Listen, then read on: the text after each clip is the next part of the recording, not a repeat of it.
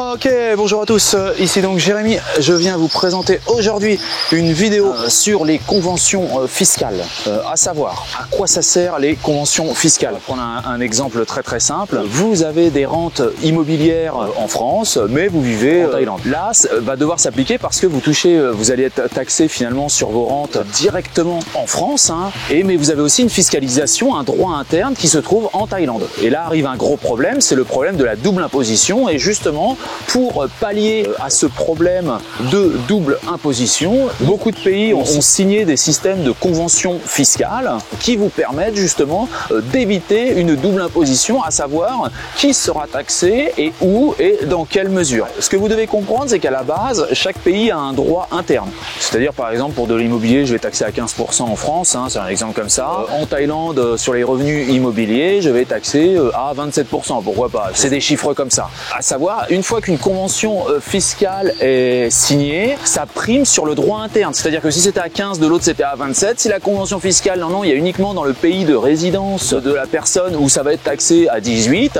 alors c'est cette loi qui sera à 18. Il faut savoir que la plupart des conventions fiscales se ressemblent parce que ça vient d'un modèle de l'OCDE. C'est-à-dire l'OCDE a fait un modèle de convention fiscale, on va dire un schéma, un squelette, et après les pays les ont adaptés suivant les accords, suivant les négociations et tout le bazar. Ce qu'il faut savoir, c'est qui est visé par la convention fiscale. Déjà, dans quel pays est définie la résidence fiscale? C'est dans les premières clauses, finalement, dans les premières lignes de la convention fiscale. Vous allez avoir tout un tas d'éléments qui vont permettre de définir si vous êtes résident fiscal et où vous êtes résident fiscal. À savoir, par exemple, on voit, il y a eu une loi spéciale qui a été sortie en France pour les gros chefs d'entreprise. Je me rappelle plus, je crois que c'est les gens qui ont des entreprises qui gèrent plus de 500 millions ou je sais plus 250 millions de CA. Eux sont automatiquement fiscalisés en France.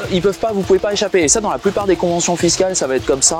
Vous avez d'autres clauses, par exemple, si la seule et unique source de vos impôts, de votre imposition était française et que vous êtes parti en Thaïlande, la plupart des impôts resteront fixés en France et vous serez d'ailleurs, selon la convention fiscale, considéré comme un résident fiscal français. La convention fiscale ne s'appliquera que si vous payez des impôts dans le pays en question, dans votre nouveau pays. Si vous n'en payez pas, vous ne pouvez pas rentrer dans le cadre de cette convention, et alors c'est le droit interne des deux pays qui s'appliquera. C'est-à-dire, c'est comme s'il n'y avait pas eu de convention fiscale de signer, et c'est le droit interne des deux pays. C'est-à-dire, après, vous devez connaître la loi sur les deux pays et finalement remplir les obligations dans ces deux pays. Ce sont des règles à connaître. Alors, en général, tout le monde se sert de la convention fiscale quand il y a un litige. C'est-à-dire que si, par exemple, les impôts français venaient à vous les briser sur des revenus qui avaient été déclarés en Thaïlande, mais que vous n'aviez plus déclarés en France, et qu'il y avait un litige, c'est là vous pouvez dire, écoutez, non, il y a la convention fiscale qui dit ça, et on va trancher par rapport, et comme je vous dis, il y a un ordre de priorité, ça serait la convention fiscale qui est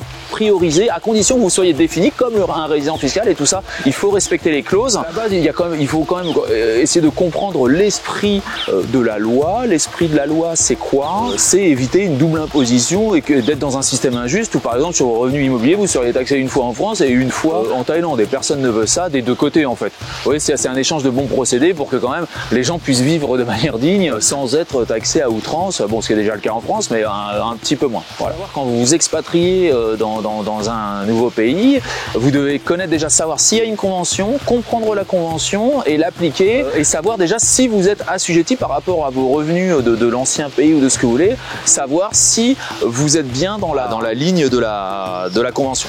Après, ce que je vous conseillerais aussi, c'est de comprendre le droit interne des deux pays. C'est-à-dire que même au cas où s'il y avait un problème avec les conventions, essayez vraiment de comprendre la première couche, c'est la couche interne des deux pays, et après comprendre la surcouche, on va dire, qui est la convention.